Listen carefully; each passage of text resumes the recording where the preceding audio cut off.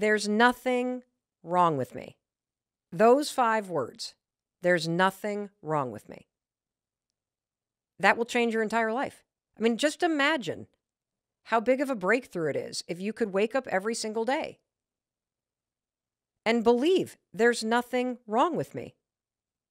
Because the fact is, there is nothing wrong with you. You know, I spent, God, Oak, 40 plus years of my life waking up every day believing there was something wrong with me. And one of the first things that everybody has to do if they're going to have a breakthrough in self-acceptance and self-kindness, like, let's not even go to self-love yet. Let's just start with self-acceptance. You must start to tell yourself, there's nothing wrong with me. There's nothing wrong with me. Like, acceptance just means accepting yourself exactly as you are and exactly as you aren't. There's nothing wrong with me. That right there, if you could just do that, would completely change your relationship with yourself. Because we can't stop what other people might say, but you can absolutely alter and reprogram the way you talk to yourself. And so I just want to point out that bar right there, there's nothing wrong with me. If you just flip from constantly looking for what's wrong, and now you start reminding yourself, there's nothing wrong with me. Yeah, there are things that I could improve, of course, but there's nothing wrong with me. That is acceptance right there. And then you had this second epiphany, which is you thought, well, if nothing's wrong with me, why don't I just like myself? What a radical idea. I mean, imagine how much your life changes when you say to yourself, why don't I just like myself? I mean, other people can have opinions, but why don't I just like myself exactly as I am? I mean, I'm a good person. I'm trying hard. What's stopping me from liking myself? I mean, it's a radical question. I mean, what's stopping you from liking yourself? Well, if you're like most of us, you're basically holding some goal out as the thing that you got to do. Like, oh, I'd like myself if I lost 30 pounds. I'd like myself if I didn't have man boobs. I'd like myself if I didn't have bills piled up to the ceiling on my kitchen. I'd like myself if I didn't make all those mistakes. See, that's where we get it all wrong. I'm just talking about self-acceptance here. Because based on the research, you will never, ever feel motivated to change anything for the better if you're bashing yourself all the time. So number one, there's nothing wrong with you. And number two, liking yourself is not going to happen just because you lose the weight. You could make a decision to like yourself exactly where you are, simply because it feels good to like yourself. And also because you deserve that. And you need it. When you like yourself, when you accept yourself as you are, mistakes and all, boils, warts, whatever it is that you got, we all got something. When you feel a little bit better about yourself, an interesting thing happens. Through the self-acceptance first, there's nothing wrong with me. And through a little bit of kindness, why don't I just like myself, or at least treat myself like I like myself? What happens, and I notice this with you, Oakley, is that you start to act like you like yourself. You start to be kinder to yourself. You start to feel a little bit more motivated. The more you treat yourself as if you like yourself, the more other people can have their opinions, but your opinion is that you think you're a pretty good person and you treat yourself kindly, and then it starts to snowball from there. So imagine if you realize that the only thing that's stopping you from liking yourself is your own judgment. That means that you have the power to remove the judgment and add in kindness. And that changes everything. And that's not only something that makes a lot of sense, Oak. There's a lot of research around this. That when you accept yourself and you're kinder to yourself, that you start to take better care of yourself. Like when you look in the mirror and you're like, oh, I hate my man boobs. Do you feel motivated to do so? No, of course not. That's why I can't make a difference with you, because the lack of motivation comes from your self-criticism. And so this whole thing hinges on acceptance first and then kindness towards self. That's exactly how everything changes. And I watched that happen with you, Oak. When researchers study all the things you could do to change your life that make a meaningful impact on the quality of your life, the simple, most important change is making it a habit to be kind to yourself. Researchers at the University of Hertfordshire, I cannot speak. I'm exhausted. I'm sorry. It's been a long 3 weeks. Can't pronounce that either. In the UK, did a study on things that create happiness and satisfaction. They looked at a whole range of behaviors and habits that you could do to improve your life, from exercising to trying new things to working on your relationships to being kind to others to doing things that bring you a sense of meaning to working on your goals. You name it, they studied it. That study concluded that the number one predictor of how happy and satisfied you could be, get this, drum roll please, self-acceptance. That's right. Meaning, how kind you are to yourself and how much you cheered for yourself had a direct and proportionate impact on your happiness and fulfillment.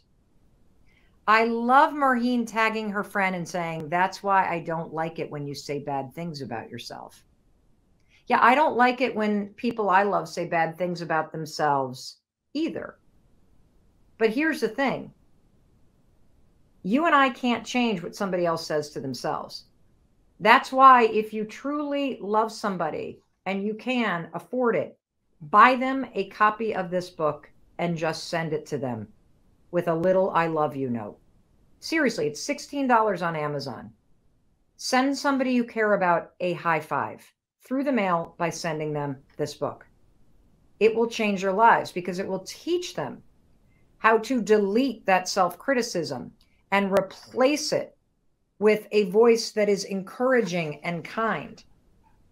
And that's what we all need to do, because being kind to yourself, based on research, everybody, has the power to completely change your life. And here's the funny thing, self-acceptance and kindness, it's what we practice the least. You and I will drink the kale smoothie, we'll go to the gym, we'll get up earlier, we'll cut out gluten and meditate. But the entire time we're doing it, we're beating ourselves up. I didn't meditate long enough. I didn't work out long enough. The kale smoothie, I should have done this sooner. Like, isn't it ironic? Here you are doing all this stuff to try to change your life, and you're beating the daylights out of yourself as you're doing it. Yep, I know. I'm doing it too. Thank you. I see a bunch of you saying that you just listened to the interview with Fern Cotton on her Happy Place official podcast. That was an incredible conversation. Lots of content there on Amazon, on anxiety and panic. And by the way, if you're struggling with anxiety, everybody, this book is a game changer. All the tools grounded in science. It begins with the high five in the mirror, but boy, oh boy, do I unpack anxiety in this book. So we're on page 28 for those of you reading along of chapter 2. So why don't you do it? Why are you not kind to yourself, everybody? None of us have been taught how.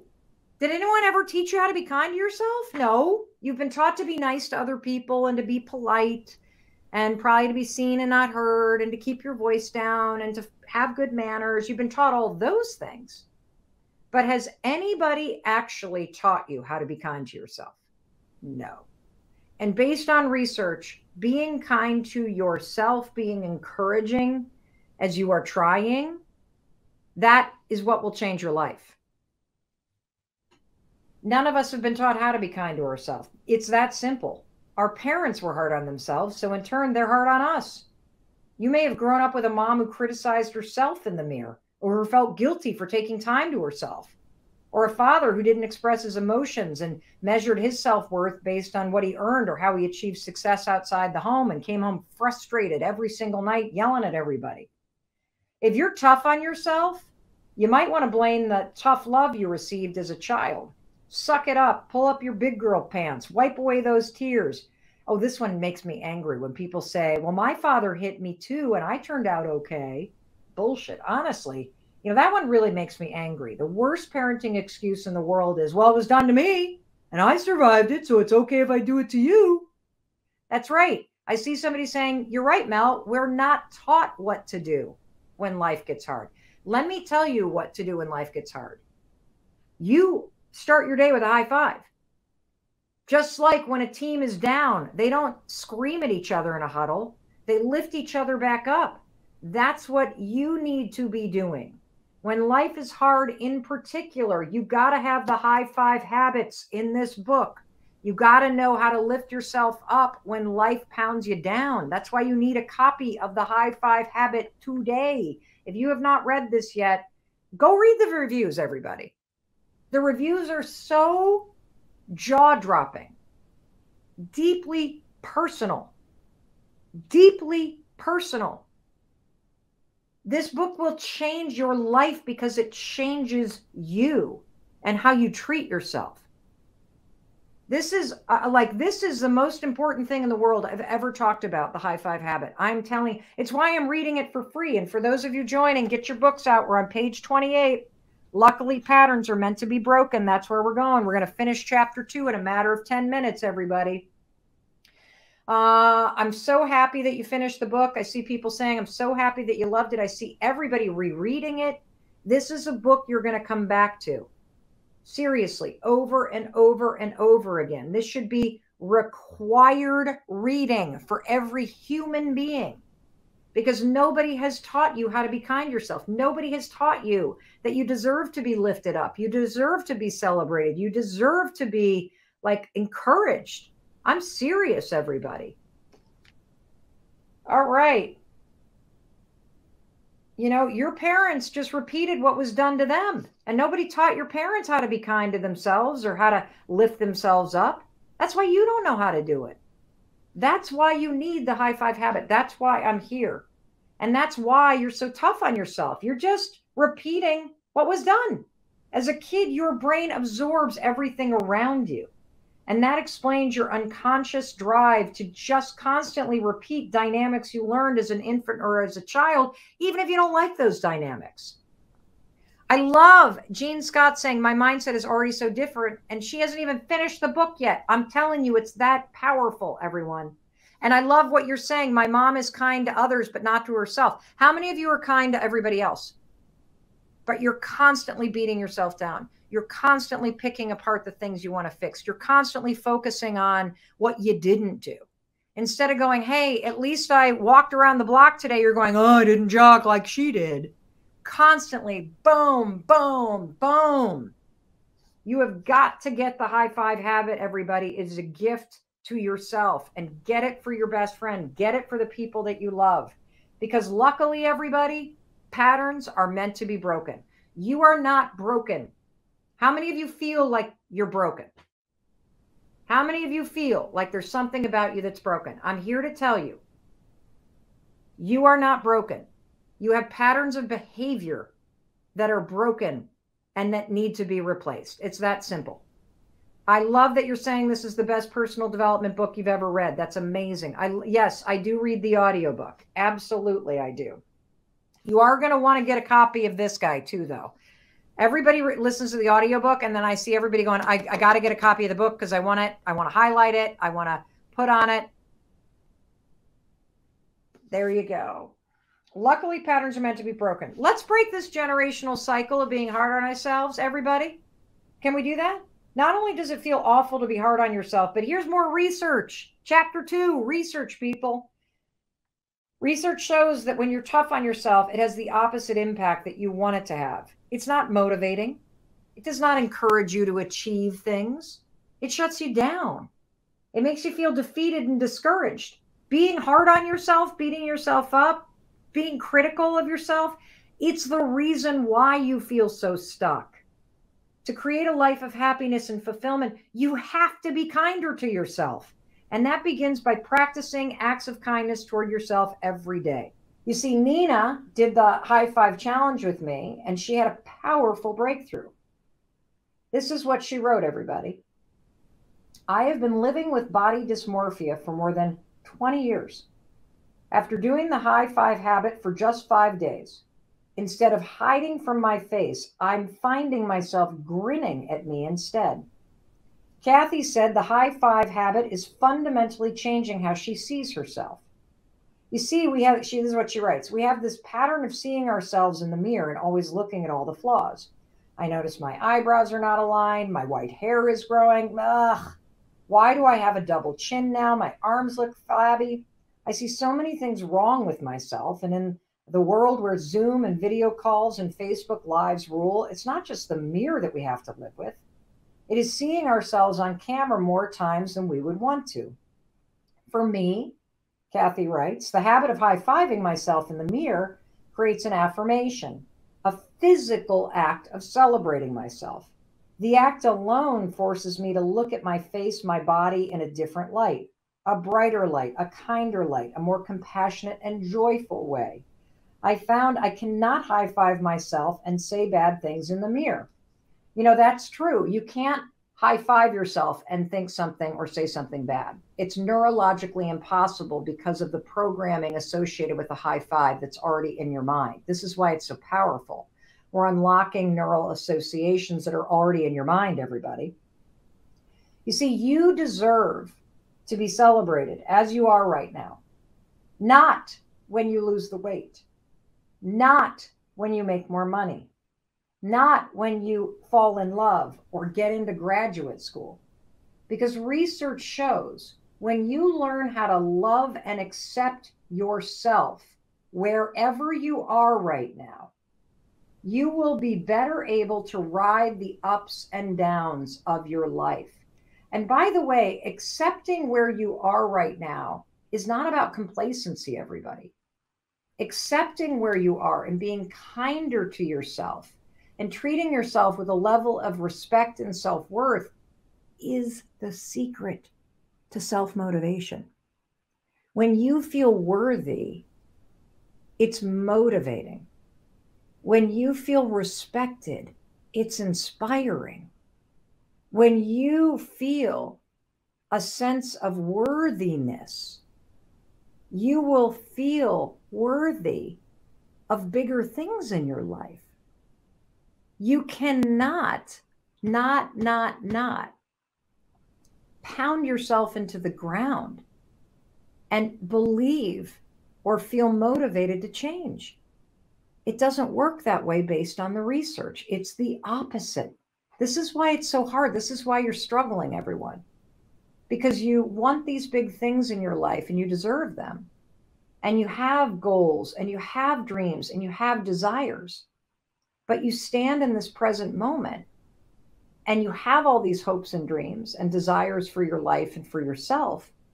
But what you do is you just punish yourself mentally. That's why you're not motivated. You have to learn how to be where you are right now, accept where you are, and know in your heart you still deserve to be treated with loving kindness and respect. And when you flip that switch in your brain, in your body, and in your spirit, you will be more motivated and inspired to walk toward the things that you deeply yearn for in life than you ever have before, because you will feel worthy of those things. It's so cool. You know, when you beat yourself up all day long, you're pounding yourself into the ground, and you're more vulnerable to feeling like you are being buried alive when life gets stressful. Everything starts to feel like a beatdown. But when you start to look at yourself in the mirror and accept yourself as you are right now and see a person who deserves celebration and support, you're going to tap back into that natural motivation, celebration, and resilience that you were born with. Because you weren't always like this. We are on page 53 right here, everybody. This is one of my favorite parts of the book. Page 53 in chapter 4, and I'm going to read it to you right now. I'm Mel Robbins, and we're reading from chapter 4, page 53 of my instant best-selling book that is changing people's lives. It's called The High Five Habit. Here we go. You ready? Everything I'm about to teach you is already in you. That's the coolest thing about the high five habit. We're tapping stuff that's in you. Self-love is your birthright. As a baby, you loved the very sight of yourself. You'd crawl up to a mirror and you wouldn't just high five yourself. You know what you used to do? You used to press your face against your reflection and smile and laugh and love on yourself in one wet, sloppy, open mouth kiss. And there is so much about you to celebrate. Let's start with how unique and special you are. Your DNA sequence, your fingerprints, your voice, the patterns of your iris, every one of these things is entirely unique and yours alone. How you see the world, the way you laugh, the things that you've experienced, the way that you love, it all comes down together to create something magical. You are the only you that will ever exist. Each one of your distinctive gifts and talents is a phenomenon because they are unique to you. And you need to celebrate that shit. And you know what? You are so much stronger than you give yourself credit for. Resilience is hardwired into your DNA. I mean, think about when you learned to crawl as a baby. You didn't try once and give up. You didn't lay on the floor and gaze morosely at the ceiling and say, well, I guess this is my life. It's time to throw in the towel. I'm never going to learn to crawl. I think I'll just sit here on this spot on the rug in my diapers and stare at the ceiling. No, you tried again and again because you didn't have words. So you couldn't tell yourself some sad story about how you just can't do it and you're not good enough or smart enough or strong enough. You know what you did? You kept trying. And eventually you pulled yourself across that floor. You're also naturally intelligent. You don't give yourself enough credit for this. By simply watching the people around you as a baby, you figured out how to coo and smile and crawl and scooch and eventually walk. And it didn't matter that you fell an average of 17 times an hour while you were learning to walk. You just kept trying. And that tenacity is still in you. And here's something else, everybody. Celebration is part of your DNA too. As a kid, every time you succeeded at something thrilling and new, you'd laugh and screech and raise your arms up above your head. If the music would play, you'd shake your booty and wiggle and jump around. You are perfectly designed to feel loved, resilient, joyous, and celebrated. That's why a stranger's high five feels so damn good. A high five strikes deep down to the core. It hits the you of you. And it reminds you of something you've forgotten, who you really are and how you're meant to feel. There was this one morning where I walked into the bathroom and I was standing in my underwear brushing my teeth in front of the mirror. And I looked up at the mirror and my first thought was, ugh. I noticed that my jowls were starting to look like saddlebags on a pack horse at the Grand Canyon. And I had like these crazy lines by my eyes, and my neck was really like kind of saggy, and one boob was hanging lower than the other, and my gray hair was coming in. And as soon as I started kind of critiquing my thoughts, or my looks and appearance, then my mind, Rich, started going, fuck, I didn't get that email back to that person. And I got that presentation I need to do. And my God, did that speech just cancel again? What the fuck am I going to do? And then I look down and the dog needs to be walked. And then I think, I got a Zoom call in 9 minutes. Like, I got to get my shit. And before I knew it, my whole mood was low. I felt overwhelmed. I had taken myself down mentally. I just wanted somebody to walk in and be like, Mel, it's going to be okay. Like, you got this, girl. Like, it's lift your head up. You can handle this. I don't know what came over me, Rich. This is pathetic. But standing there in my underwear in front of my bathroom sink, I raised my hand and high-fived my reflection. And I cracked a smile because it's so fucking corny.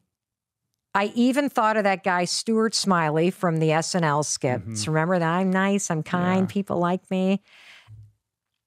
Went on with my day. That was it. Snapped a photo, though.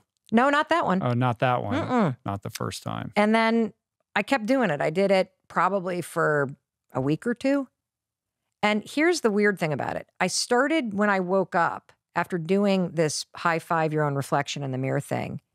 I actually started to feel like I was looking forward to it. And here's why. You know, I've spent a lifetime, just like you, standing in front of the mirror. And what I realize now is that when I'm standing in front of a mirror, I'm either critiquing or picking myself apart, or I'm ignoring myself. And when you start to high five your own reflection, it starts to build a partnership within you, with yourself. When you walk into the bathroom and you see your reflection and you've been greeting it, it's like seeing another person. It's the strangest thing. You start to realize how often you fucking ignore or destroy yourself when you see yourself or beat yourself up. And here's what's also crazy. You have a lifetime positive association with high-fiving other people. Sure. As a runner, as a racer, you have gotten so many high fives, Rich. What does a high five say to you when somebody gives you one? You feel seen, you feel appreciated, you feel energized by it, and it's an exchange of energy.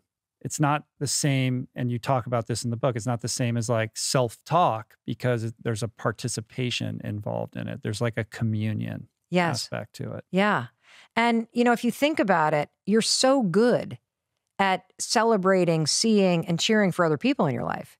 You plan birthday parties, you reach out to people when you're worried about them, you help out colleagues, you cheer for your favorite sports teams, you high-five people like Rich as they're running races past you, you buy people's merchandise, you do all kinds of stuff for other people, but nobody's taught you how to do it for yourself. In fact, the reason why it feels fucking weird to high-five your own reflection is because you've been taught to do the opposite.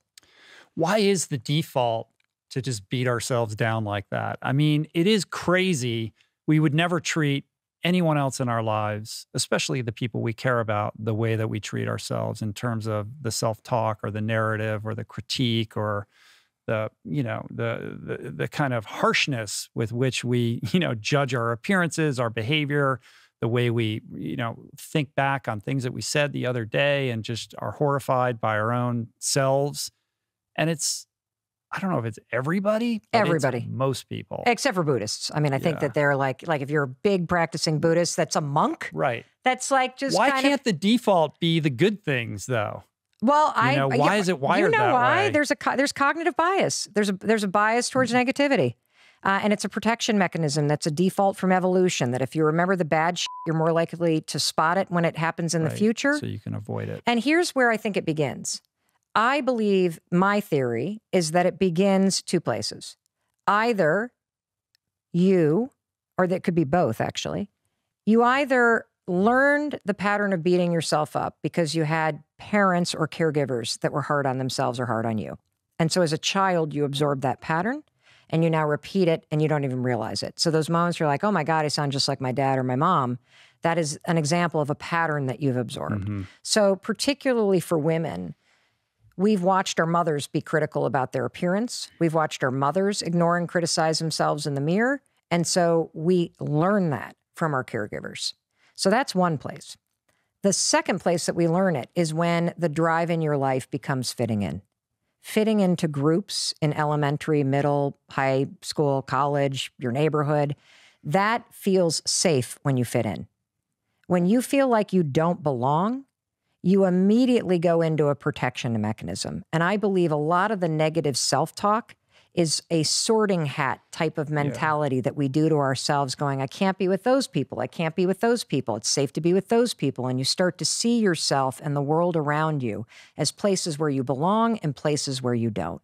And part of the criticism, as fucked up as it sounds, that we engage in all the time is don't be too big, don't be too loud, don't show yourself too much, don't have blue hair, don't do this, other people won't like you. It starts as a way to protect yourself from being rejected, but the truth is you develop a habit of rejecting yourself. right? Meanwhile, you're further divorcing yourself from who you truly are because you're not Correct. giving yourself permission to be yourself. That gets sublimated in favor of fitting in and, accommodating other people and acclimating your behavior around what will be approved of. Yes. So for me, I have clearly a lifetime of beating myself up and tearing myself down and regretting decisions that I made. And in the middle of stumbling through life, instead of being like, it's going to be okay, it's going to be okay, being like, you're really fucked up now, Mel. How does that help? Right. How does criticizing and being hard on yourself help? You may or may not have seen the TED Talk that I gave a few years ago. One of the things that surprised me the most about that talk is that we hear from people around the world that write about one segment in particular. And let me play that segment for you because it sets up the conversation for today. And it's this concept of parenting yourself. When you become 18, nobody tells you that it's now going to be your job to parent yourself. And by parent yourself, I mean it's your job to make yourself do the crap you don't want to do so you can be everything that you're supposed to be. And you're so damn busy waiting to feel like it. And you're never going to. My son never feels like getting off his DS. That's my job. Get off the damn DS. Kendall, clean up the Barbies. If you're going to have a nude party in my bathroom, at least clean it up. God, chew with your mouth closed. We're not in a barn, for crying out loud. All right, dinner's coming. Get out of the pantry. As parents, and you were a kid, your parents make you do the things you don't feel like doing because you won't. Ever. Not now, not then, not ever. And even when you get good at something, you'll figure out something else you don't want to do. And then you'll plateau out and you'll get bored and you're like, I hate this job, it's boring. But will you look for a new one? No, you'll just bitch about that one. It's very, very simple to get what you want, but it's not easy. Wow. That talk was 6 years ago. I cannot believe how little my kids were back then. And I also hate watching it because that was the first time I'd ever given a speech. So my voice is like really screechy and I swear, which I typically don't do on stage ever. So woof. Anyway, this concept of parenting yourself is really, really important for you to wrap your brain around. And let me dig into it just a little bit. I write extensively in part 2 of the 5-Second Rule book about how we make decisions. And the fact that we make decisions not based on what we know we need to do, not based on our goals, but based on how we feel right now. It's your feelings that make the decision for you. It's one of the reasons why parents are so important for kids, because if we let it up to kids to do whatever they felt like doing, they'd never go to school, they'd never do their homework, they'd never use their manners, they'd never learn to eat correctly, they'd never do anything. They'd just sit around and watch TV all day. That's the job of a parent. What most of us don't realize, though, and this is what I was alluding to in the TED Talk, is that when you become 18, when you move out of the house, when you're an adult, you have to parent yourself. Here's the rub. You're never, ever, ever, ever going to feel like doing the things you need to do in order to have what you want. You're always going to need to push yourself. You're always going to need to parent yourself. So what is the net advice on this? What is the bottom line? The bottom line is no one's coming. No one. No one's coming to push you. No one's coming to tell you to turn the TV off. No one's coming to tell you to get out the door and exercise. Nobody's coming to tell you to apply for that job that you've always dreamt about. Nobody's coming to write the business plan for you. It's up to you. And because you're only ever going to do the things that you feel like doing right now or that feel good right now, unless you understand that you've got to parent yourself, you got to push yourself, you're not going to make your dreams come true. You're just not. We're not wired that way. You weren't born that way. You weren't that way when you were growing up, and you're certainly not that way as an adult. And there's a tremendous amount of liberation that comes when you accept the fact that you're always going to need to give yourself a push. But let's detour into the lane of anxiety, of patterns and trauma, and talk about why people self-sabotage. Yes. People don't self-sabotage intentionally. Nobody wakes up in the morning and says, today, I'm going to screw up my life. Right. That's what I'm going to do. I'm going to drink myself on the ground. I'm going to cheat on my wife. I'm going to embezzle for my company. I'm going to lie to everybody about how I'm actually feeling. I'm going to stop taking my meds. I'm going to kick the dog. Like, nobody does that. What happens is people get triggered. And they react. And then they fall into old patterns. And so what happens, I believe, in relationships in particular, or jobs, where you're like, this time it's going to be different, is it's different for the first 3 to 6 months when it's novel and when you're intentional and when everything counts. But then when you got to face yourself. Then when it becomes like part of your life, you get lazy and you slip into old patterns. Or when the stakes get really high. Let's say you're somebody who had a parent die early, or your dad abandoned the family and you're scared to love somebody. And so you fall deeply for somebody. And then what gets triggered is this tremendous fear that they're going to leave. Yeah. Because that's your lived experience. And if you go back to what you did as a child to cope with that fear that somebody's going to leave, that's the exact pattern that you will repeat as an adult. The only way to end this, or to try to get your arms around it, is to attack it holistically. Because so much of this happens at the subconscious level, and it gets triggered first by your nervous system, and you're not even aware of it. Right. And so there's a tool that I talk about in this book called high-fiving your heart. Your heart. Your heart, yep. So what you do, and I started doing this because I was having this incredible response from past trauma happen when the pandemic hit. So when the pandemic hit, I started waking up feeling like something was terribly wrong. And it would start in my ankles, and it would flood up my legs and go all the way up my body, and I would feel this wave come up. My immediate thought is, something's wrong. And my heart would start to race, and I'd feel this full-on like anxiety response. And I know what that is now. So I now know that the anxiety response of waking up, which so many people do, this is really actually very, very common. People wake up anxious. Yes, feeling like they're in trouble, or something's wrong, or something's about to go wrong. Yeah, that's not good. Well, if you grew up in a chaotic household. That's normal. Yep. Yeah. If you had a caregiver that gave you the silent treatment, or had mental illness, or had a drinking problem, or if there was abuse in your house, you did wake up. Anxious. Yeah, because your anxiety, by the way, was trying to protect you. It was putting you in a state of being alert so that you were ready in case something happened. But for a ton of us, Lewis, we have lived our whole lives with a dysregulated nervous system. That's what I've come to learn during the pandemic. That I have literally lived since probably the 4th grade with my nervous system never truly resetting back to a calm, resting state. And so I started to wake up every morning in the pandemic, like so many people did. And I've always kind of had this sort of wake up and feeling like something's wrong. Like, Chris is mad. Like my first thing is like, Chris is already up, he's meditating, he's angry that I've slept 15 minutes longer than him. Like, it's so stupid. This is how we torture ourselves.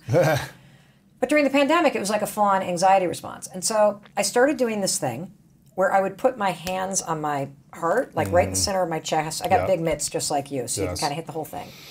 Take a deep breath, and then I would say, I'm okay, I'm safe, I'm loved. If you can say those things, in this moment, it's true. You are okay. You are safe, and you are loved, whether you're waking up in a mansion or a homeless shelter. And what would happen as I was doing this, high-fiving my heart, is you're pressing on the vagus nerve. Like, that's what you're actually toning. That's the same thing that Wim Hof is teaching with the ice bath. You're toning your vagus nerve. And what the vagus nerve is, as you very well know, because you talk about it on the show, is it's the switch between your sympathetic and parasympathetic nervous system, fight or flight versus rest. So if you ever find yourself in a stressful state, give your heart a high five. Put your hands on your heart. Go, I'm okay. I'm safe. I'm loved. Repeat it 111 times if you need to. What you'll feel is you'll feel your nervous system start to settle. You'll feel yourself come back into your body. You'll feel your mind slow down. And you will literally take control of your nervous system. It is unbelievable. And it's also really important because, in researching this book, I talked to, the acclaimed Dr. Judy Willis, who's a incredible neuroscientist. And she explained something that I never knew, but it makes a lot of sense. If your nervous system is on edge, it's in a alert state, you're dysregulated, it's impossible for your cognitive function of your brain to work. I can give you an example. If somebody were to bust in here with a gun and try to rob us, would you be able to do a math problem? No. No. I'd be like, just thinking safety. Yes, exactly. Save my life. I bet the majority of people actually walk around with a nervous system that is on edge like that, particularly post-pandemic. Yeah. And for me, the reason why I've actually linked it all the way back. So when I was in the 4th grade, I was molested while I was sleeping by an older kid. Wow. And in the kind of array of things that can happen in terms of sexual abuse, mine was very tame. Yeah. Like it was a one-time incident. It was a kid who was slightly older than me. It was confusing, not scary. I just possumed, disassociated, don't even remember how it ended. And for a long time, I didn't even remember it. And then I remembered it when I was 28 years old. And I believe that the reason why I have always woken up in a state on edge is because of that incident. Since the 4th grade? Yes. Wow. And the thing is, Lewis, is that the morning's a trigger. If you have that stored in your body, something happened to you, something's wrong, because something was wrong, and you don't have the tools, and no kid does, to smooth out your nervous system and heal the trauma, that trauma lives in your body. Yes. And so I believe most self-sabotaging behavior that people continue to repeat is nothing but stored trauma and your best ability to cope with it when it was happening. That's why we sabotage. Yes. So I don't think it's intentional. I really don't. Like even somebody who's diagnosed with narcissistic personality disorder, they don't know that they have that. Right. Like they're not it's like such a programmed behavior. There's no, I'm going to go do the, I'm in love with this person. Let's go screw it up. Right. That's not what happens. And this is also why I'm telling you, I know I'm crazy passionate about this topic of this standing in front of the mirror and changing how you see yourself. If you don't get a hold of that story, I'm worthless, I'm unlovable, I screw everything up, I'm a bad person, I'm not good enough, nothing works out for me. If you don't change that and start cheering yourself forward, you will stay locked in these self-sabotaging patterns because you will act in a way that you believe it subconsciously or unconsciously. I know, it's heavy. Oh, sorry, I keep swearing. It's all good, yeah. When life suddenly changes and you feel like you have lost control and you start to feel stuck and powerless, how do you take control when you don't know where your life or the world or this moment is going? And here's the number one thing I want you to know. You don't need to know where this moment or where the world is going. You just need to know where you are going next. And one of the things that has happened, certainly in the pandemic, but it always happens when there's any kind of reckoning in your life, is that when you have something suddenly happen and your life is fundamentally changed, whether it's a death, or somebody says, I don't love you anymore, or you're fired, or you find yourself with a scary health diagnosis, there is a line in the sand. There is a life before that happened, and then a life after that moment happened. And that line in the sand, that reckoning that happens, and it happens for all of us, whether it's happening for you right now, or it has happened in the past, I'm telling you, there is a gift inside of this, even the darkest moments. Because every single sudden change in your life that makes you feel like you've lost control and you no longer know where you're going, it's like hitting the giant pause button. And if you lean into the moment, there is a chance for tremendous wisdom and growth. There are things that you can do right now in order to take control of where you're going, of what you're thinking about.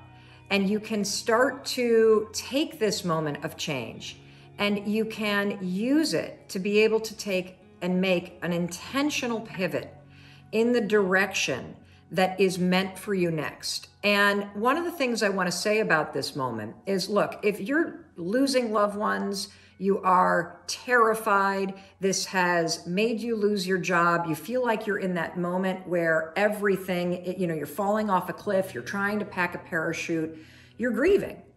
And so you got to give yourself space to grieve the losses that you're feeling.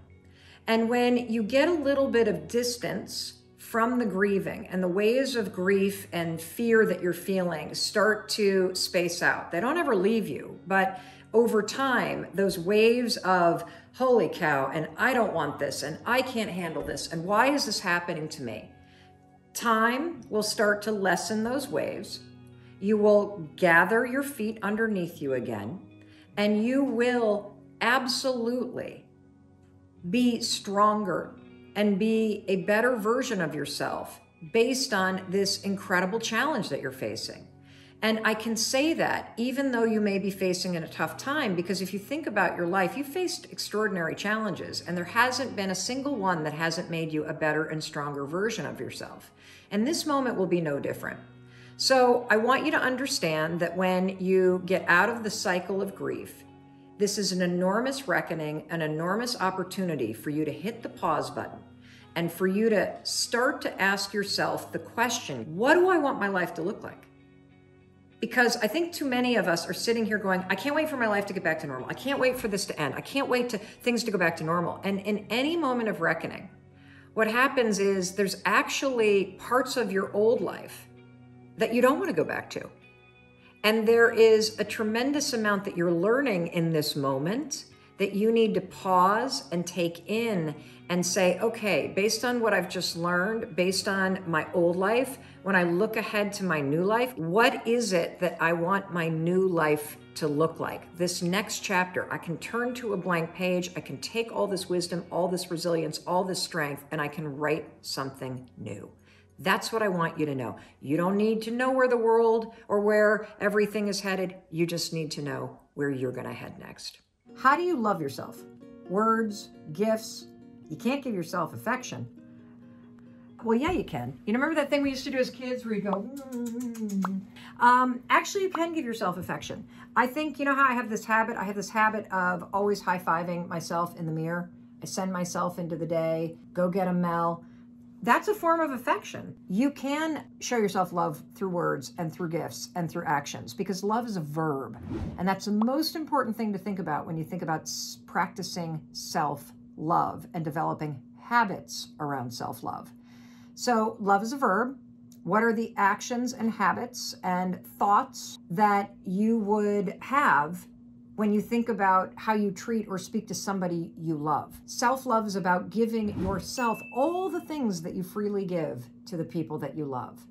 And what's so awesome is that when you learn and start practicing how to love yourself, it expands your capacity to love other people more deeply, because you can't give other people something that you don't give to yourself. And I know you're like, whoa, I love other people, but you don't truly love other people if you can't love yourself, because there's a part of you that doesn't feel worthy. And so you got to practice this stuff. And it's everything. Here are some ways that I practice. First of all, if someone you loved were struggling, what would you recommend they do in terms of how they take care of themselves? First of all, you got to get a good night's sleep. That's a form of self-love. Put good food in your body. That's a form of self-love. Take time for yourself every day. That's a form of self-love. Moving your body and exercising. That's a form of self-love. The biggest form of self-love for me is not criticizing myself. So when I catch myself criticizing myself, trashing myself, beating myself up, I kick that noise and garbage out of my head, and I replace it with something that I would say to somebody that I love. Instead of focusing on the things that are going wrong, I kick that thought out of my mind and I focus on the things that are going right. Another form of self-love for me is I'm constantly soothing and reassuring myself. Mel, hey, I know it's challenging right now, but this is preparing you for something. Mel, I know you're nervous, but you got this. You can face this. And notice I'm using my name, Mel. Study after study has come out that when you talk to yourself and use your own name, it has a much deeper impact on you. You have the experience of almost having someone else be saying it. It lands deeper. And it's also through gifts. I also give myself the gift of buying flowers every time I go to the grocery store. I started doing that a few years ago. I love flowers. I was always waiting for somebody else to give them to me. And it dawned on me, why the hell don't I just buy them for myself? And so I do. And you'd be surprised. $3, $4, $5, you can always find a small little bouquet at a grocery store. Stick it on your desk. It's a reminder that you love yourself. Remember, love is a verb. Just treat yourself how you would treat somebody that you love and practice it, and you'll get better and better at it. If you listen to people that tell you you're a mom, you don't know anything, you're a woman, you don't know anything about finance, then you're at fault. I don't listen to anybody who I wouldn't trade places with. So Let me say that again. I don't listen to anybody that gives me advice. Do you want to be him?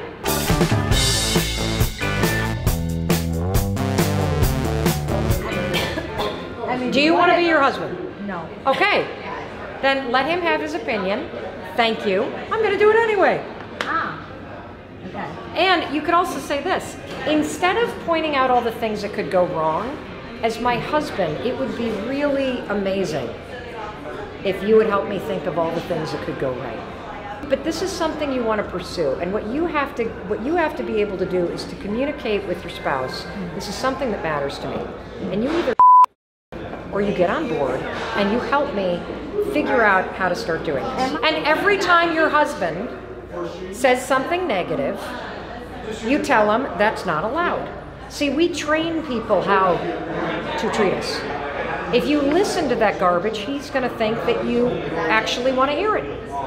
He's going to be trained by you that I'm allowed to talk to you that way. No, he is not. In a project that matters to you, you have the right and you must say, do not point out the negative. From you, I need you to point out the positive. I've been married for 21 years. How I behaved in my year 1 through 5, totally different than how Chris and I behaved 21 years later. Your marriage grows. The way you speak to each other changes. You have to mature. You have to demand that as you're growing as a woman and a human being, that your spouse. But is that consider you as so greedy, or you No. trying to be some bitch or something? No.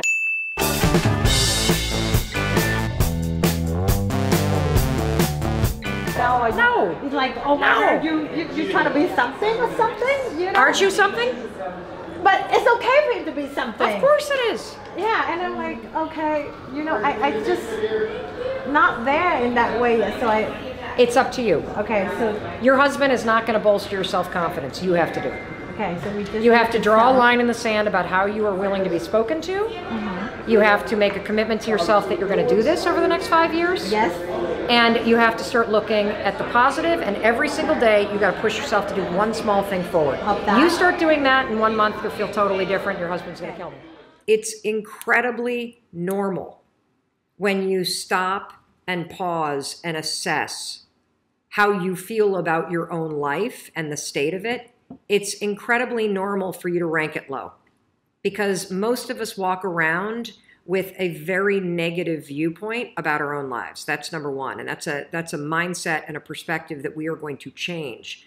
Number two, one of the things that has helped me a lot when I get into moments in my life where I get present to disappointment, where I feel very sad, where I start to beat myself up over where I'm at in my life versus where I thought I would be. Specifically, what comes to mind is when I was facing bankruptcy and I was 40 years old, and we, had 3 kids, and I thought I should be in a different place in my life. And thinking and judging my current state against where I thought I would be it made me sink even lower. And so what you're experiencing is very normal. The fastest way to stop beating yourself up, the fastest way to stop feeling regret over where you're at in your life right now is to literally say to yourself, I did the best I could. I did the best I could. Because guess what? If you could have done more, you would have. And so if you literally just accept where you are, you're not feeling connected, you're not where you wanted to be, you're disappointed with how your life has turned out up until this moment, that's okay. But the first thing that you need to do to free yourself of that negativity is to say, hey, if I was capable of doing more, I would have. I remember there was a moment in time where, this is a really stupid example, but there was a moment in time where a lot of our friends started buying bigger houses or joining private clubs, or they were able to take their families on very expensive vacations. And that was just something that was not a possibility for me and Chris at the time. And I remember spending years beating myself up, years comparing myself to the people that had nicer clothes, nicer cars, nicer watches, nicer vacations.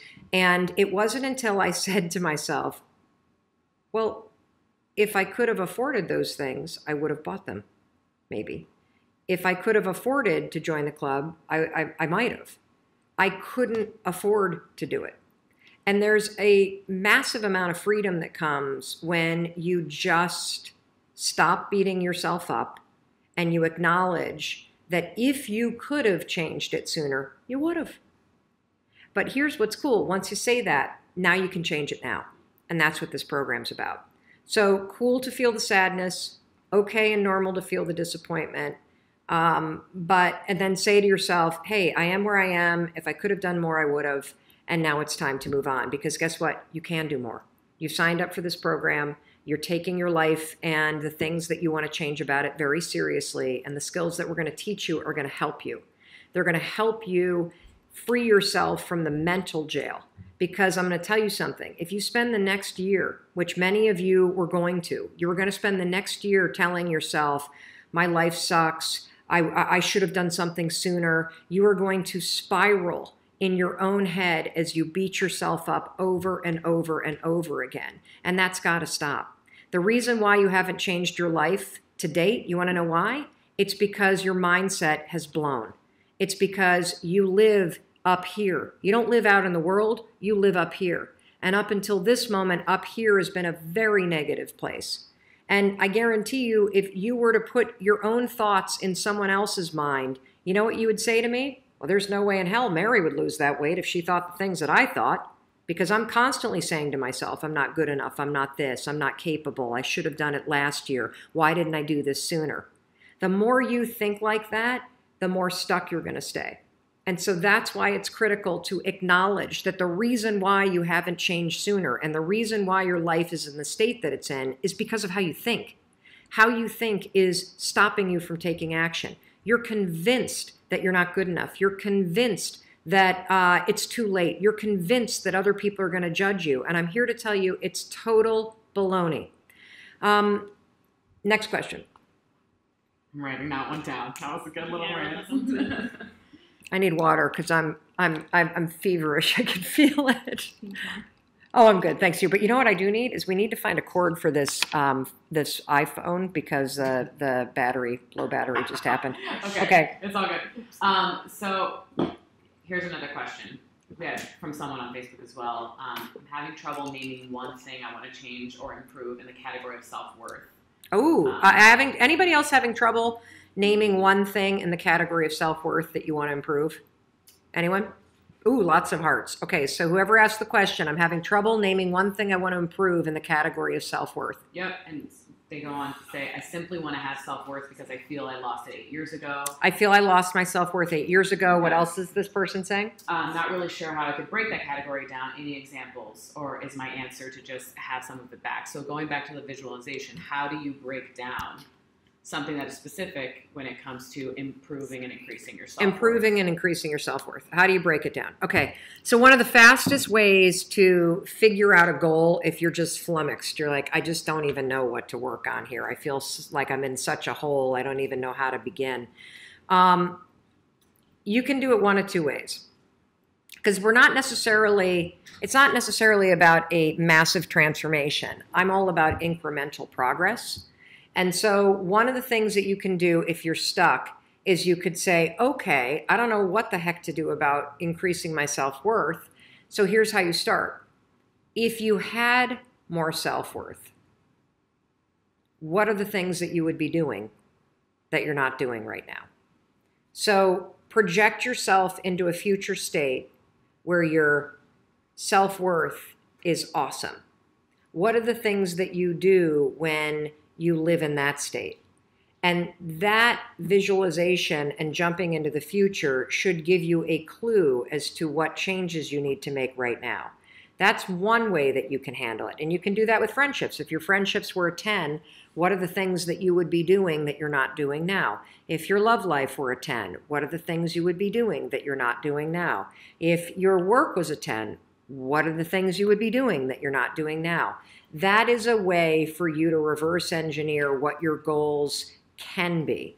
Another thing that you could do is you could do the opposite. You could say to yourself, how has having no self-worth held me back?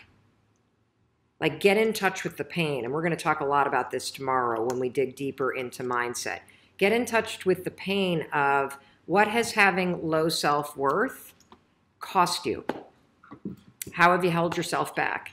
And by getting in touch with the pain, you might be inspired to say, wow, I want to stop doing that to myself. I don't believe in toxic positivity. I don't believe that you just like put a positive spin on things and things will disappear and be fine. That's not how the world works.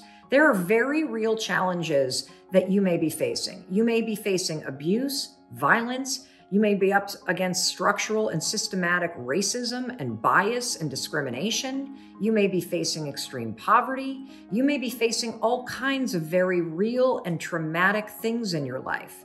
Simply putting a positive spin on things will not change those very real obstacles. What it changes is you.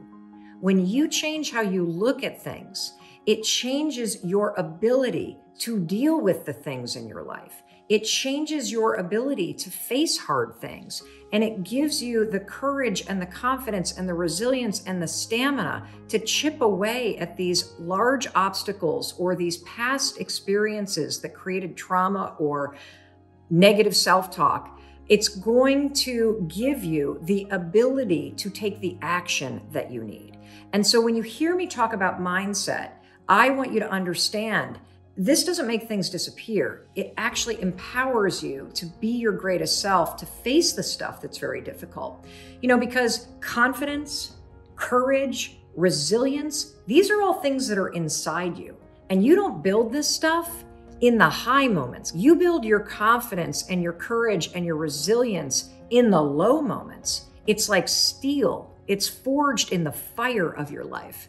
And so even in those moments where you feel like life is punching you in the face and you just want to give up and you have that like, I can't handle this anymore and why does this keep happening to me? I am telling you, do not give up because you are building your inner strength every step of the way through these experiences that you're facing in your life.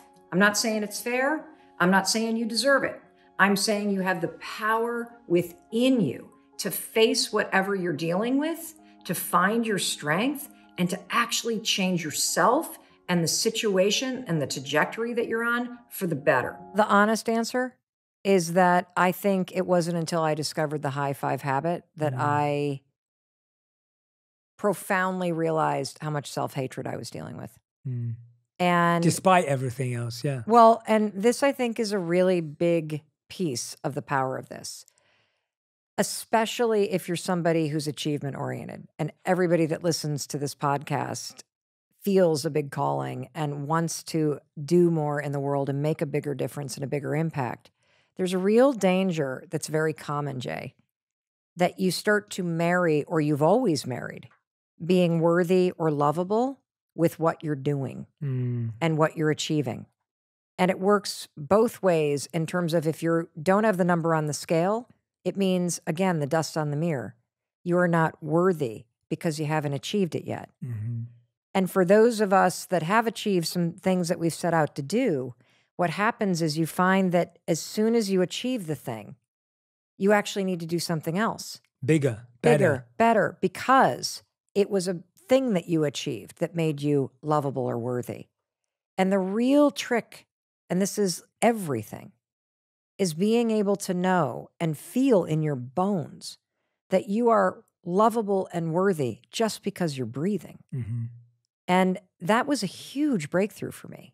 Yeah. And so, no, I never celebrated because I think I was so married to this idea that unless I'm doing or winning or achieving, and it happens so subtly when you're little because you start to get so much positive praise when you get a good grade or when you do something at school or when you make your mates laugh or whatever it might be, that you start to go, oh, that's what love feels like. Oh, if I do that. And so you outsource love and validation to outside things. Mm-hmm. And I'm here to tell you, we all got to learn how to bring it back home and anchor the validation and love that you need where you are right now every single day. And it's only in discovering this that I had to confront just how much I was beating myself up, just how much I was tearing myself down, and how I was chasing these things. Because what I actually wanted was to feel loved. Mm-hmm. Like if you ask yourself, okay, great, you want to make $1 million.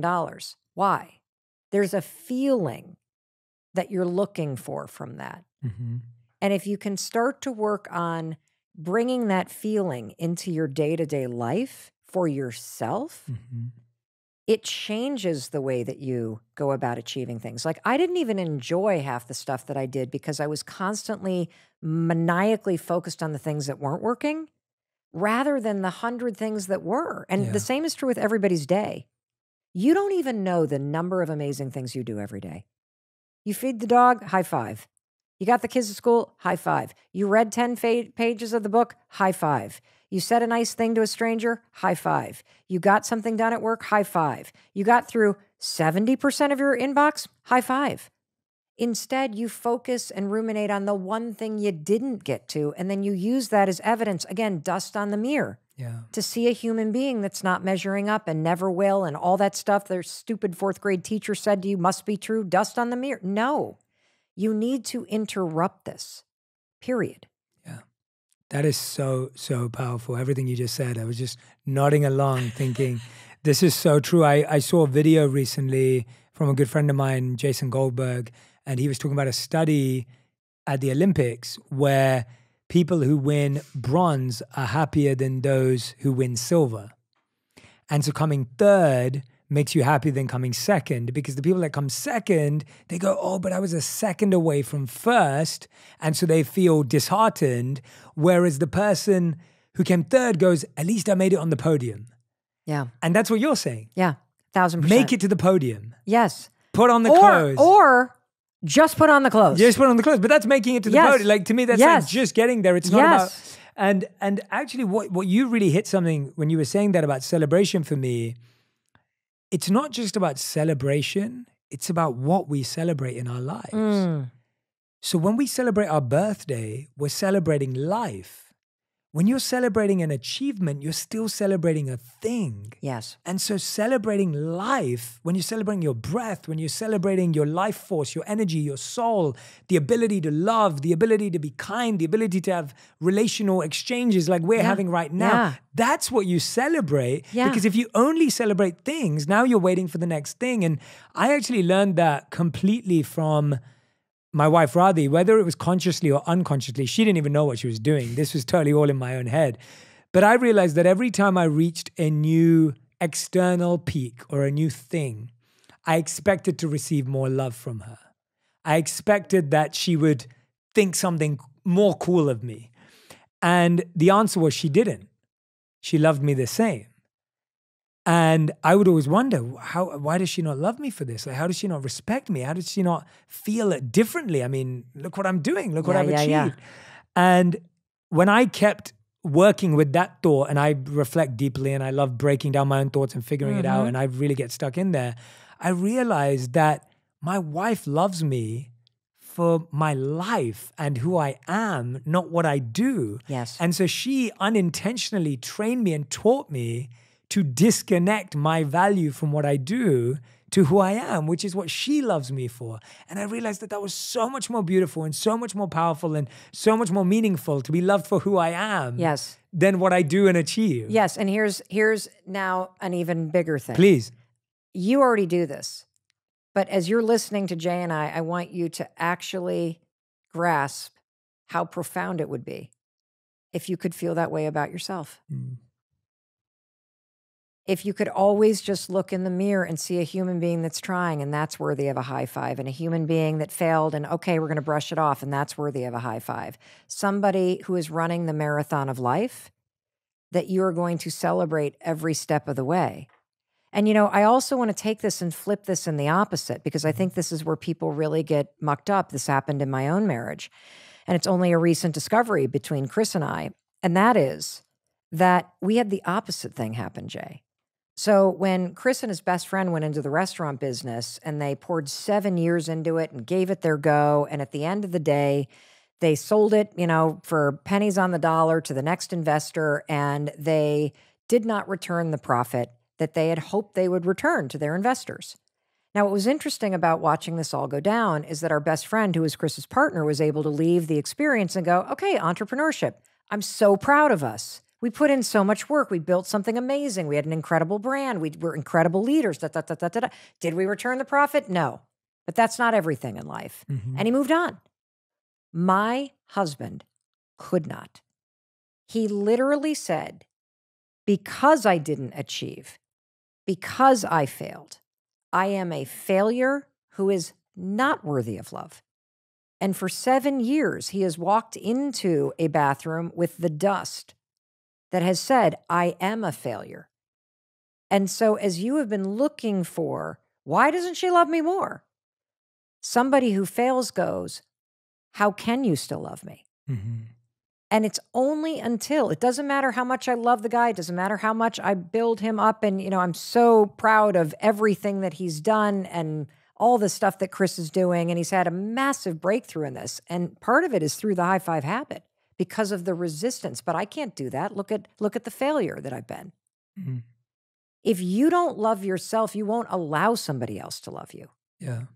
And so when you can separate what you're doing from your soul and your intention and your spirit and your humanity, and you can stand with yourself every morning, and that high five doesn't necessarily become celebration, it becomes acceptance, and it becomes compassion, and it becomes acknowledgement, and then it becomes slowly celebration and momentum and forward energy that you need when life drags you down. Yeah. And so it's really a profound point you just made, that it's only when you love yourself for breathing, for living, for being, just as you are, that level of acceptance that we so want from everybody else. And I'm telling you, you have an opportunity to do it for yourself by keeping your promises, by being kind to yourself, by standing before yourself and seeing a human being who needs you and who loves you and who's going to be with you your whole life.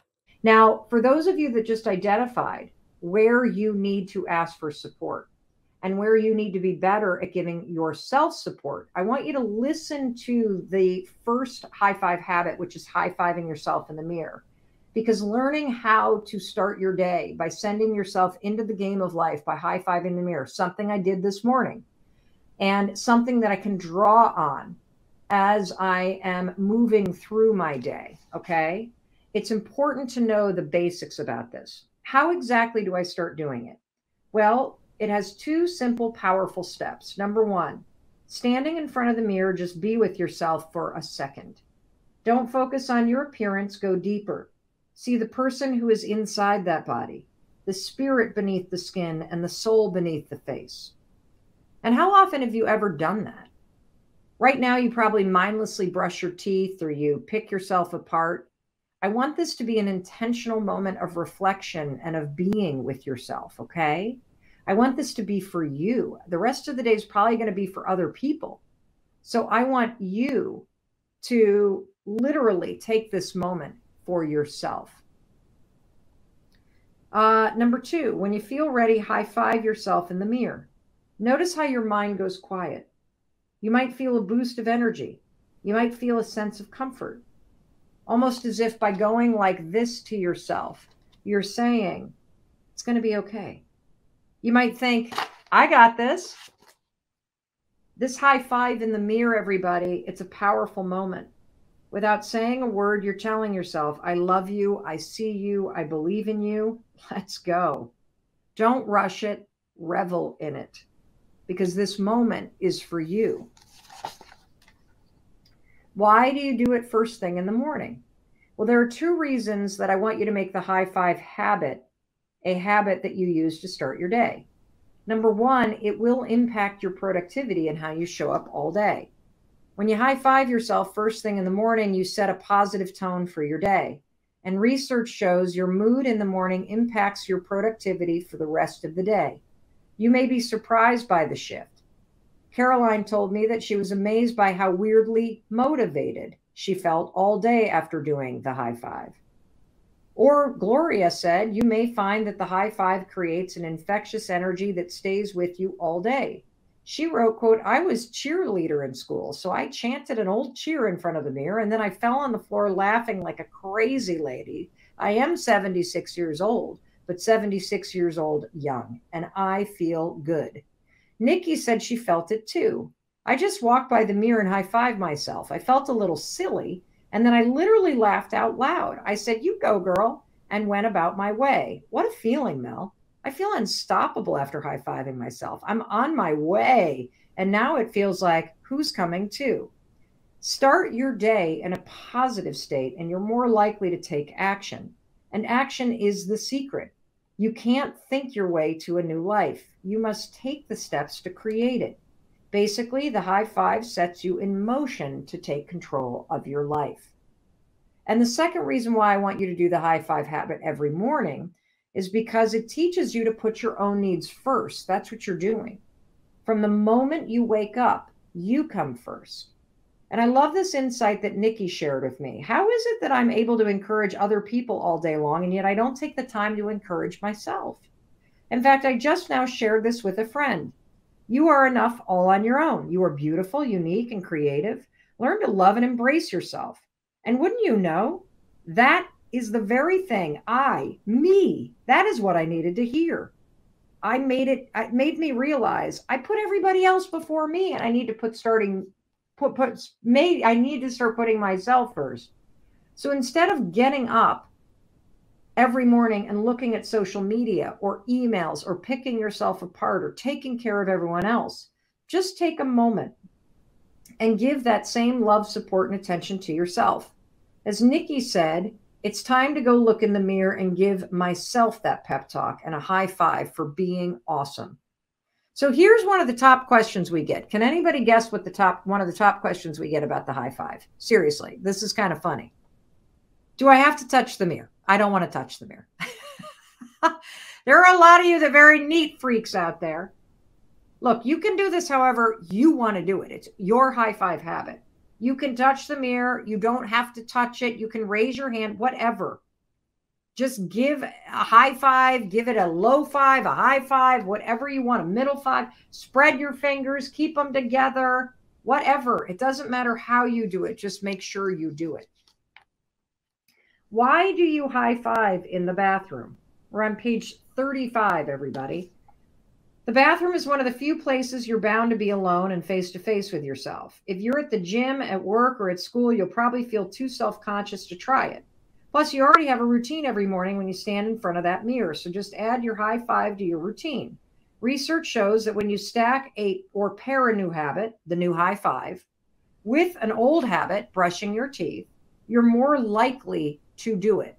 This is the scientific reason why I want you to do the high five in the morning after you brush your teeth.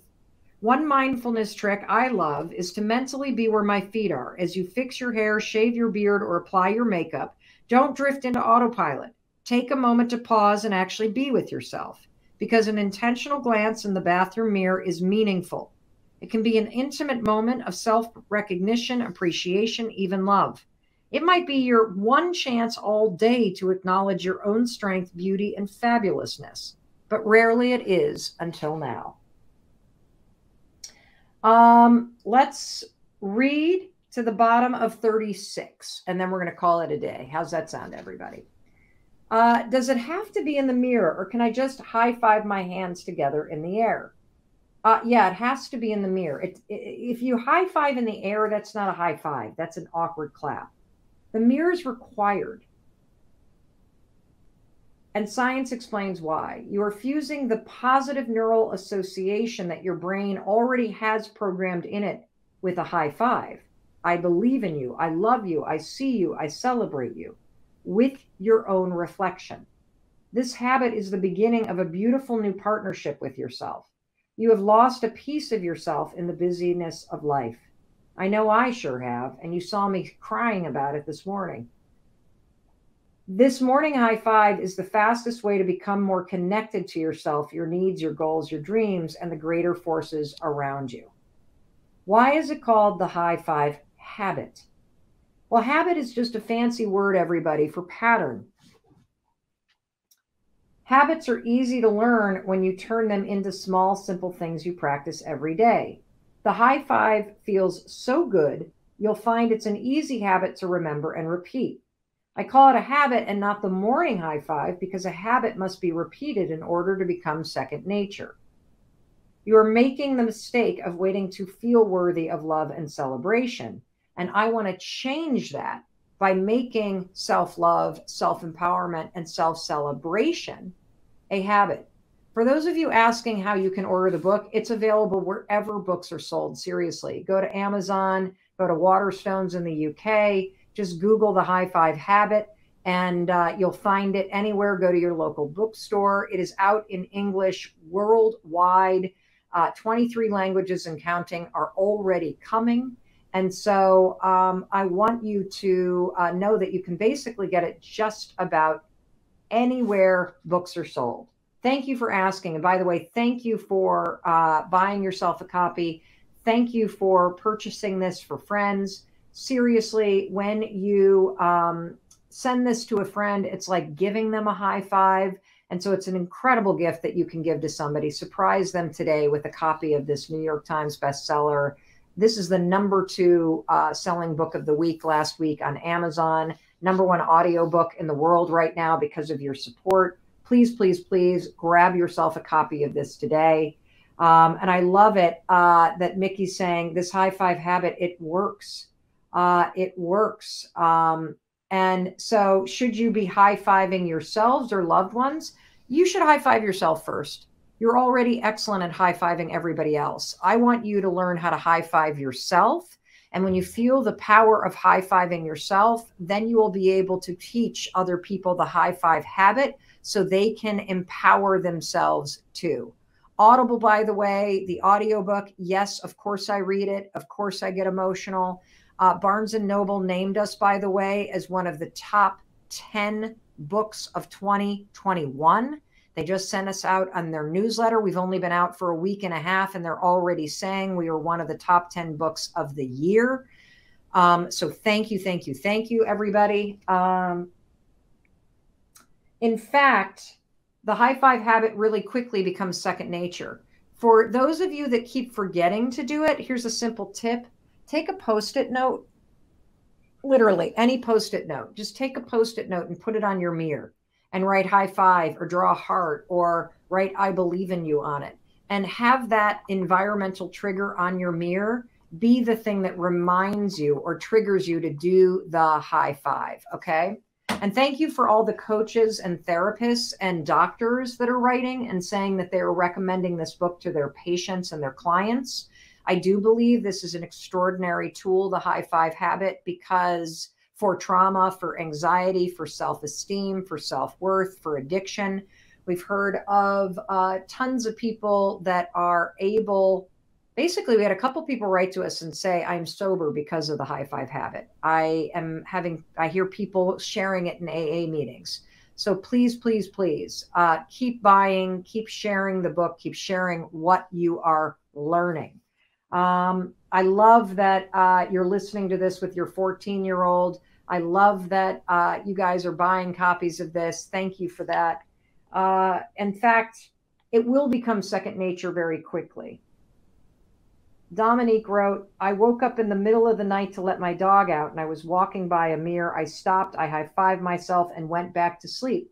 The high-five habit has already become a part of my life, even half asleep. And the more high fives you do, the more you find yourself loving the habit itself, which also means you are in love with the process of learning to love yourself again. And that's what the entire book is about: learning to love yourself and support yourself through the ups and downs of life. That's what it's about. What does that mean to you, Jenna? Yeah. What are you going to do about it?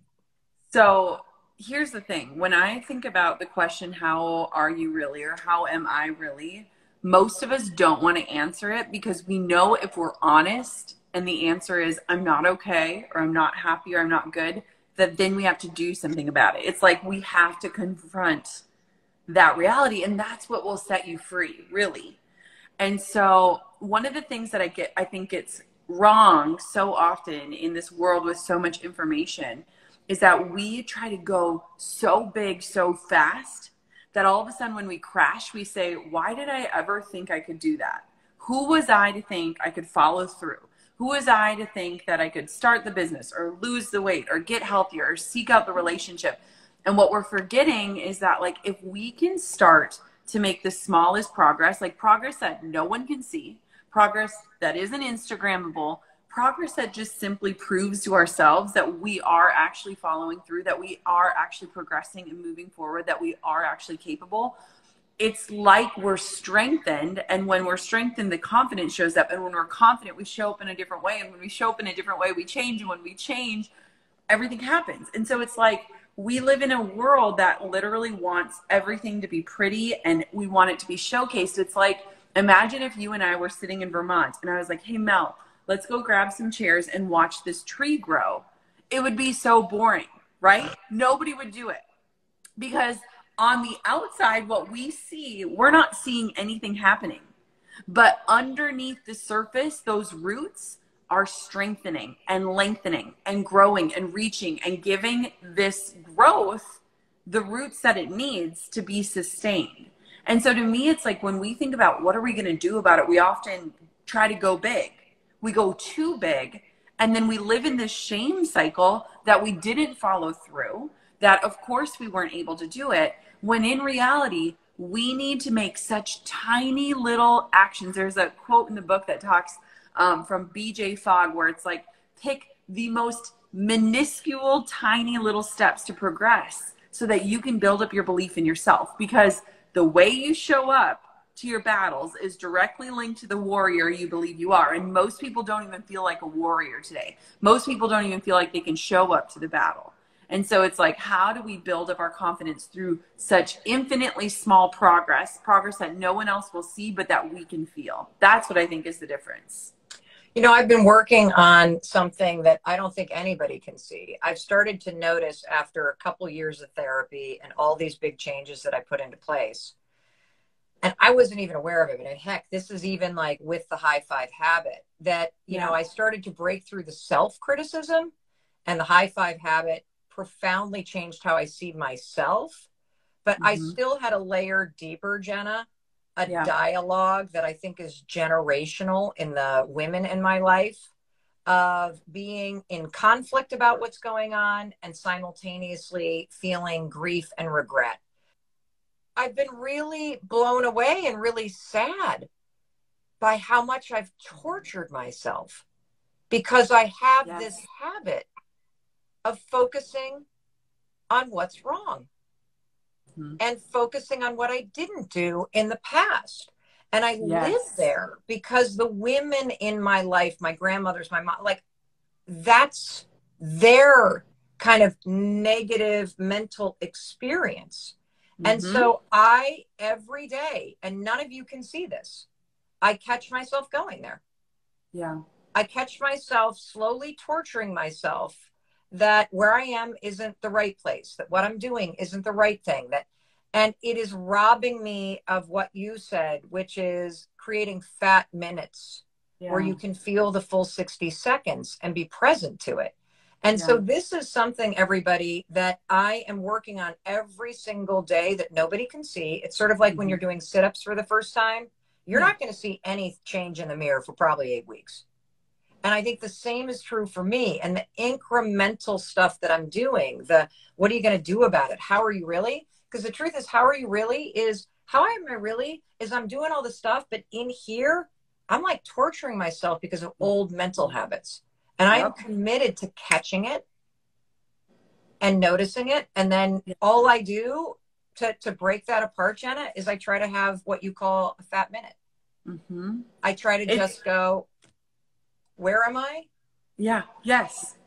It's all about awareness. What's so crazy is that for so long, I totally believed that I could never meditate. I was like, my brain doesn't work that way. I can't slow it down. I can't not think of anything. Like, I thought that meditating was like emptying your mind, when in reality, it's just having an awareness for your thoughts.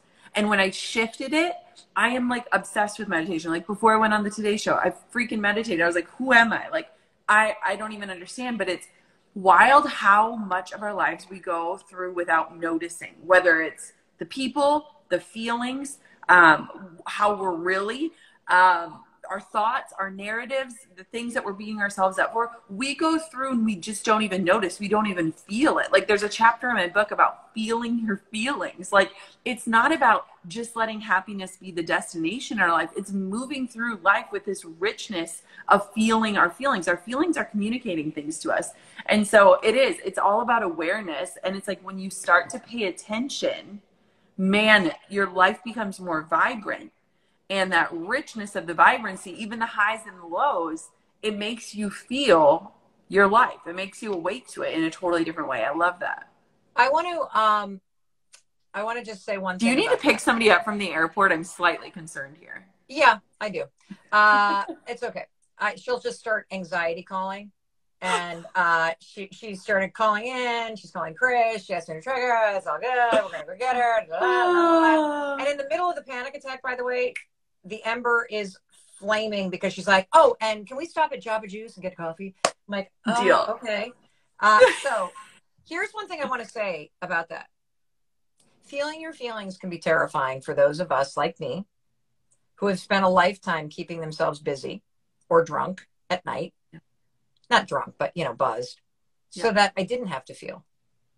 Like, I think one of the reasons why when I really figured out sort of what I was passionate about, writing, coaching, speaking, that I threw myself into it is because when I was focused on something, blaming my feelings and my mind wasn't spinning.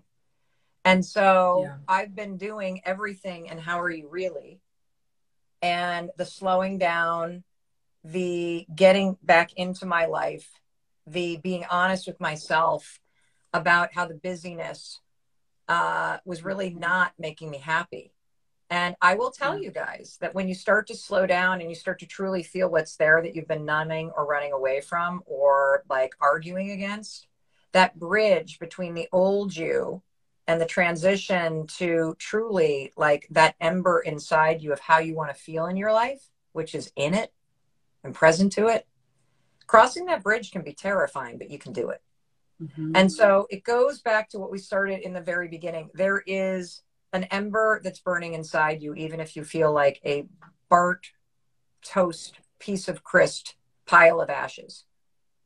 That I hope that this conversation has fanned so that you feel it burning a little bit of yearning. Why has it been tough? You really love her. You're getting on a plane and you're going to go see her. Yeah, I love her a bunch.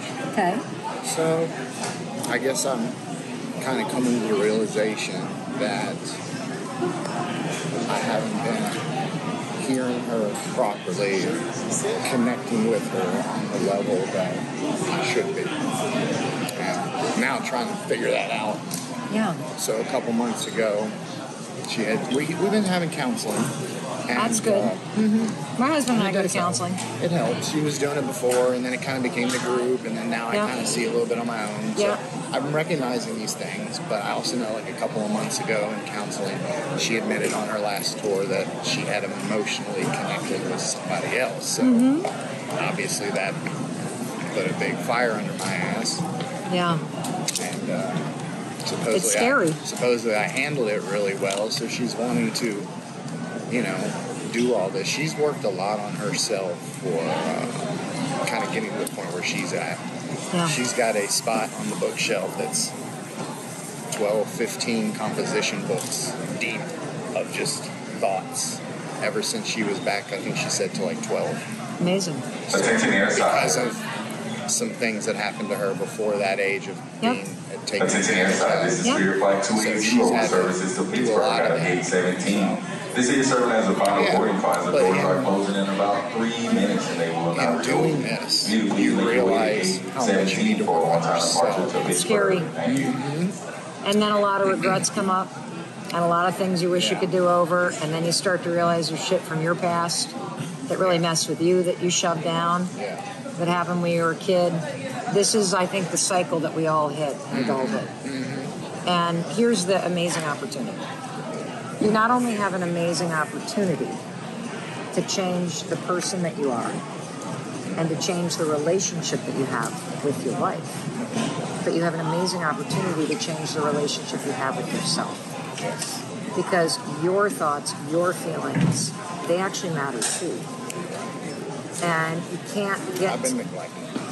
Yes. See, relationships are amplifiers. You go into a relationship and you're not right with yourself, that relationship just magnifies what's missing. What did you just get from that? I like that. Well, it's going to expose those demons more. Yeah, and here's the thing that most men, at least in a traditional gender sense, don't understand.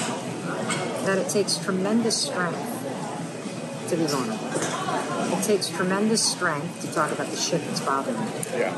It takes tremendous strength to admit that you're wrong and to be scared. And that's actually what makes you connect more deeply to your partner. My husband of 25 years failed miserably in the restaurant business. Nearly bankrupted us.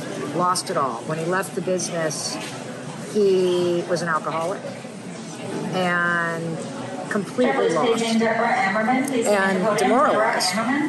And I did not know until recently, because it was through these rock bottom moments that my career took off. I invented this little thing called the 5-second rule that I used to get out of bed when the anxiety was so crushing.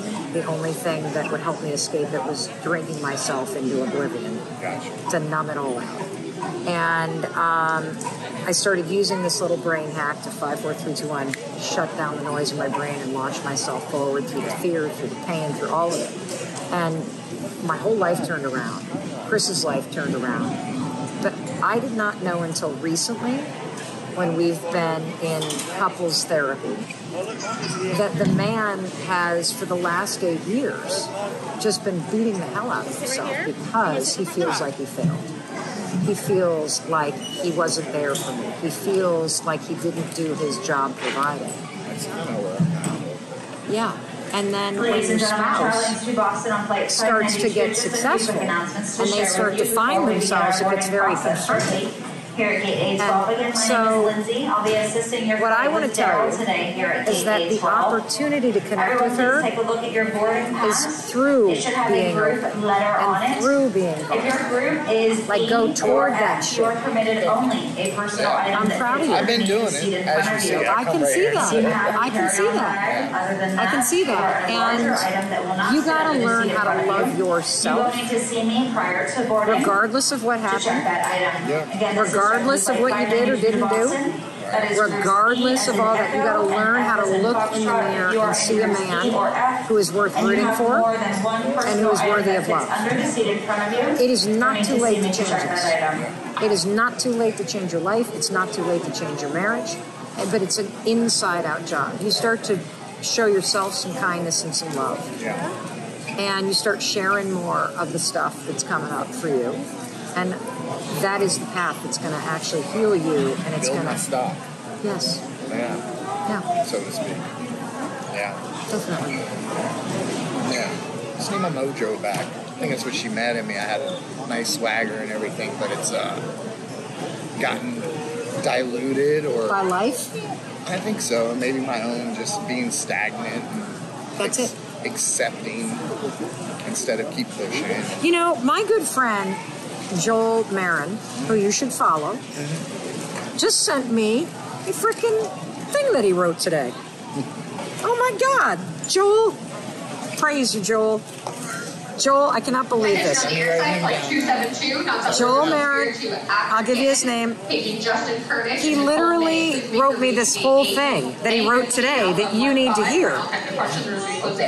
Very shortly will not reopen. This is your Wait till I'm going to find out. Marion. He wrote me this whole thing about the fact that when we are born, we have incredible potential, but so few of us realize what we're capable of. And he uses this analogy. This is in your DNA. You were created to be a Lamborghini in life. You have literally everything inside you to be able to perform like that Lambo. You're manufactured that way. That engine, 729 horsepower engine, is in there. That insane torque. You have unbelievable intrinsic ability to go from 0 to 65 miles per hour in under 3 seconds. But for most of us, we never experience close to those numbers that we are created to perform at. And so he tells a story about how he was test driving one, but the neighborhood he's in has like 35 mile per hour speed limit. Okay. He ended up not buying it because he never experienced the potential. Right. What you're talking about is you're talking about the fact that you actually know there is that inside of you. And when you lose your capacity that you were built in, and you stop growing, and you stop stretching yourself, and you stop pushing yourself forward and learning new stuff and expressing yourself, something inside you starts to feel like it's dying. Yeah. And so I'm telling you, that engine. yes, it's still there. And the reason why it's still there is because you miss it. And you can only miss something you know. Okay. So I think Joel sent me that for a reason. In times of my life when I've felt lost or stagnant, I say I feel like a racehorse tied to a pony ride at a kid's birthday party. Like I am built to fucking run. Yeah. And I hate it when I feel like just tied down like that. Yeah. And so there is something inside you that you've been holding back. What do you think it is? Well, I would take on a challenge. I'm not sure if it's a passion that I've ever tapped into or something that I've missed since, earlier years. Who knows? I think you should take on a challenge. I think you should take on climbing some mountain or some kind of race or some fitness thing, something that's a little out of your comfort zone to give you something to push you. It doesn't have to be the perfect thing. Just something that you're up to is enough. Yeah. But I want to acknowledge you for the fact that you recognize that there's an issue and you're taking the steps to go make the effort. You're getting on a plane, you're flying to surprise your wife. Not only that, but I deal with motion sickness, vertigo, and awesome. And I don't drive well at night, so I've got the bands on. Great, they work. I took my motion sickness pills. I love that. I give you a high five for that. That's fantastic. We're doing what we can. You're doing it. Then does she know you? She doesn't know you're coming. She does now. Oh, good. She didn't a couple days ago, but then we were trying to do the pregnancy reveal to some of the family because we just found out last week. Congratulations! So she was all like, I'm going to do it. You're there. I'm here. And I want to video chat my family and be able to tell them because she's up where some of the family is and she was seeing someone were coming to visit. So I told her, I'll tell you what, well, I'm actually coming up there. So she was pretty surprised, but That's awesome. You're going to be an awesome dad. You want to know who the best dads are? Yeah. The ones who are actually right with themselves. That's true. The ones who are able to talk about their emotions. The ones who are able to be human. This is my second child. This is her first, but I told them, my son's almost 23. That's amazing. So to start over is it's been a lot of emotion. You're not going to start over. You actually are building upon. Okay. And my son's been great. He's guys would be super impressed with how good my son is. He hasn't seen his mom since he was 6 years old, so I kind of raised him on my own. There's people in and out of the life, but yeah. You got a moment in your life to make yourself really proud of yourself. Yeah, appreciate it. And if I were a betting woman, some days I am, depends how much liquor I make, I'd place my bet on you. That's what I'd like. I want that more than anything. Don't wish for it, don't want it. And my wife deserves it. Do the work. No, hold on. What? Go ahead. You deserve it. I deserve it. Okay. Give yourself what you're seeking from other people. Seek redemption and forgiveness because you deserve it from yourself.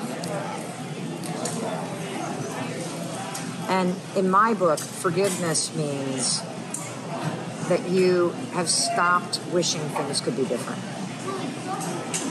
Accept everything that's happened or didn't happen as a lesson. And as long as you hold on to that shit from the past, you're actually still there. Yeah. Okay. What'd you get out of this? I got a little more resiliency, a little pick-me-up, and I'm glad I came and talked to you very much and took the time. I wasn't sure if I was imposing because I didn't know if it was more like a female thing, but I have plenty of emotion that I'm pretty open with. Sometimes too open, maybe. I don't think so. I'm also going to introduce you to my husband. So he created a men's group a men's retreat called Soul Degree, where he takes guys out into the woods for 5 days to actually have these kinds of conversations. And he's had guys from 22 to 60 plus, multiple tours of duty, professional athletes, regular, just everyday folks like all of us. And it's remarkable. And what he also does, because he only does these a couple times a year, is he also has calls every month where it's guys get on and he leads a meditation and then there's a topic that y'all discuss and it's really freaking cool. And so I will make sure that you have his information and I will get both of your email addresses and I will have my team email you a credit so you can listen to one of my books on Audible. That's what's cool. I've been doing a lot more trying to listen to stuff and you know, you just don't know what direction to go because some stuff is just, some people just want to make some money on you and you know, there's so much out there. You just want to find the right path. Yeah. As best as possible. Yeah.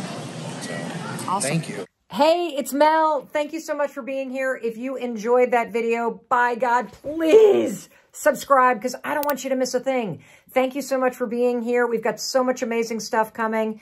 Thank you so much for sending this stuff to your friends and your family. I love you. We create these videos for you. So make sure you subscribe. Mwah.